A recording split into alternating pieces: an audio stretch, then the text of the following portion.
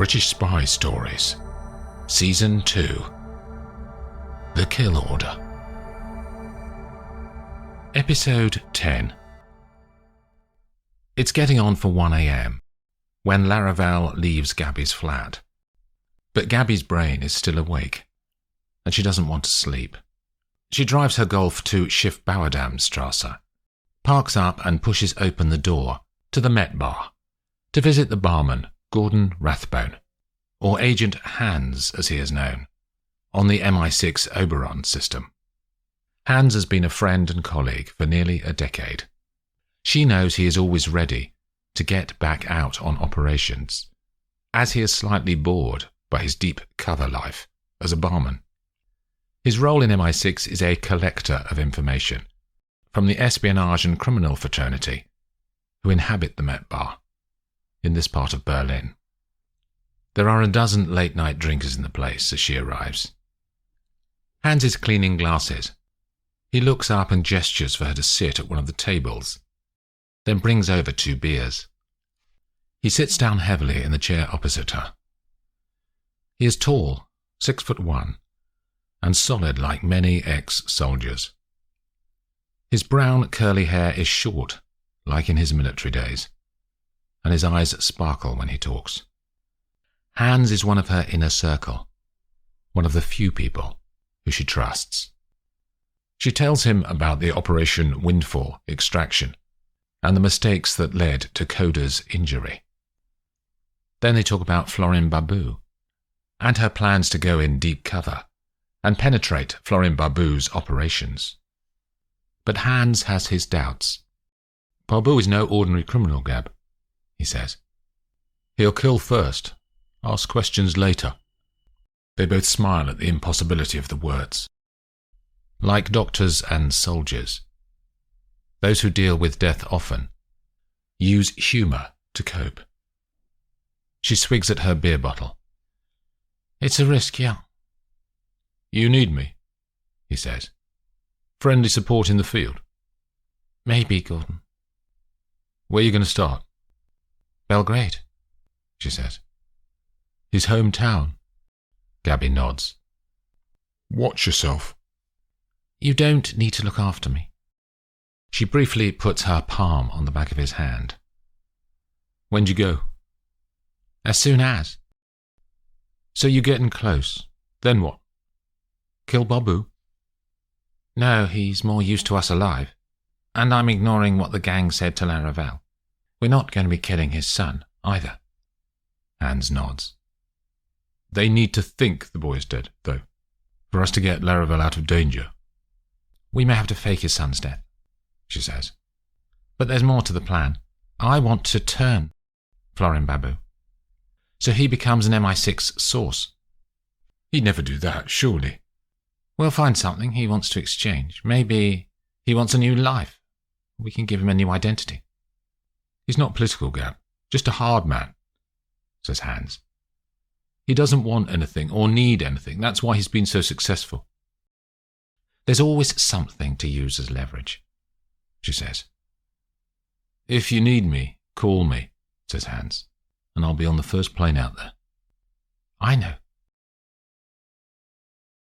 After spending the day visiting all of the addresses on Riccardo Fusoli's contact list in Verona, Riverside has only one more place to check: the house where Catherine disappeared. He wants to believe that she is still alive. She's as tough as they come. C9 branch snipers are all like that. Riverside has been sitting in his car for half an hour, watching the comings and goings around the house of Riccardo Fusoli. The village is quiet and small enough that the residents probably all know each other. He's conscious that a strange man sitting in a car will get spotted sooner rather than later, and he wants to remain inconspicuous. Riverside can see the front door of the Fusoli home, and no one has gone into or come out of the place in the time he's been here. But he wants to be certain, so he settles down to wait a little longer. After another hour, he's seen no activity from the house and decides to go and have a look inside. There is no side access, so Riverside drives to the dead end of the lane where the house sits halfway down. He parks the car and walks to the back of the property. He can see an MI6 climbing cord, left dangling on the back wall. This must have been how Catherine got access. Presumably, she would have planned to use the same cord to make her escape. But that had never happened. Riverside tugs at the cord. It's still attached to a strong anchor, so he grasps it and climbs to the top, keeping his head low, so the chance of being seen by neighbours is reduced. He swings a leg over the wall and jumps down into the garden. The place looks deserted. There are no lights on or open windows. He tries the back door, but it's locked. He smashes a panel in the door, unlatches the lock and goes inside. No one appears to be around. He goes through the kitchen cupboards, which look like they've been cleared out in a hurry. He steps through to the lounge. The lingering smell of smoke tells him there has been an open fire here sometime recently. On the table to one side are the remains of gaffer tape, a knife, and cloths. He inspects the room, but it's been cleaned of any evidence that might have been left behind. As he turns to walk up the stairs, he notices something under the table and kneels down to look more closely. Several drops of blood are sunk into the carpet. He scrapes the blood off, then pulls out his mobile phone and slides his finger along the top of the device to pull out a small tray. He drops the dried blood shards into the tray and shuts it again.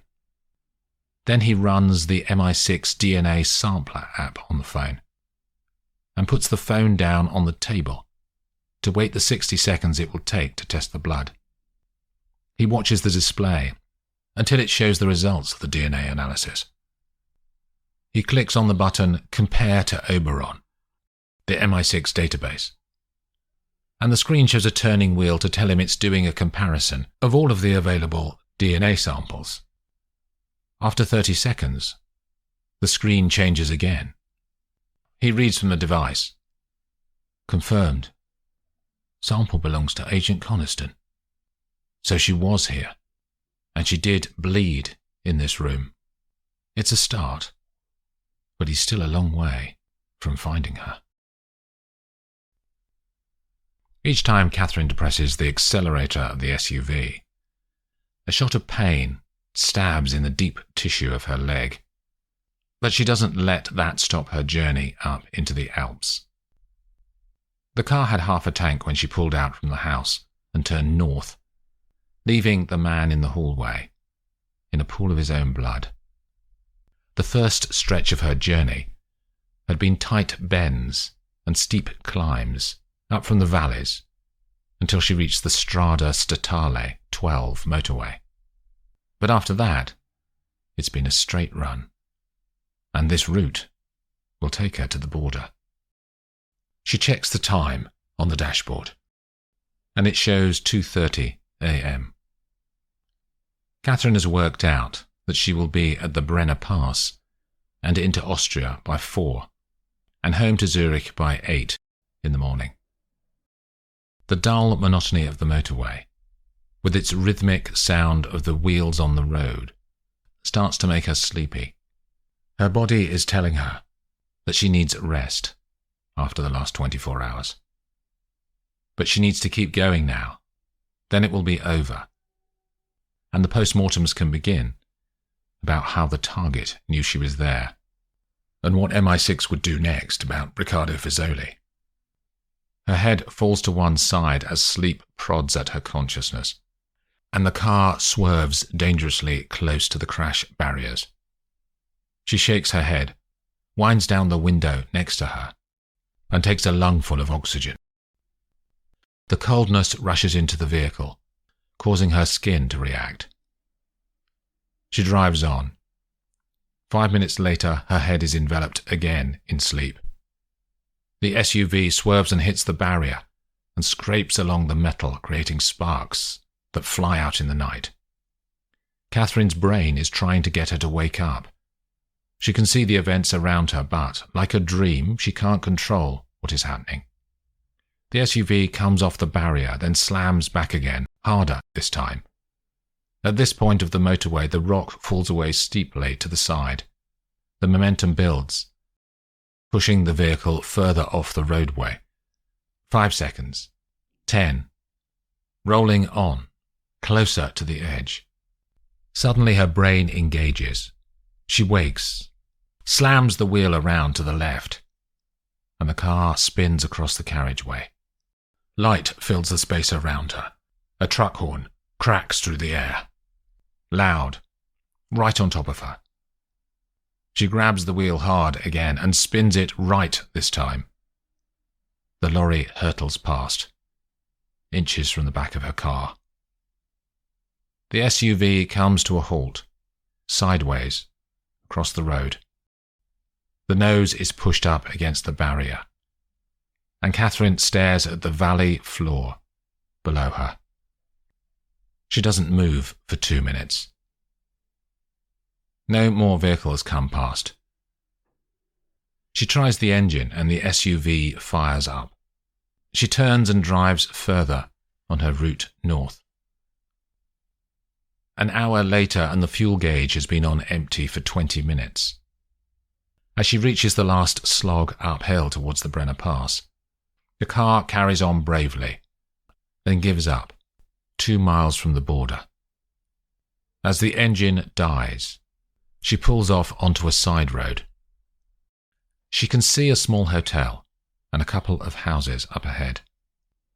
As she starts to get out of the car, she looks across at the bread knife lying on the passenger seat next to her. Her hand hovers in the air. Then she decides. She picks it up, gets out into the night, and shoves it into the back of her jeans. Then starts walking towards the signs of human habitation.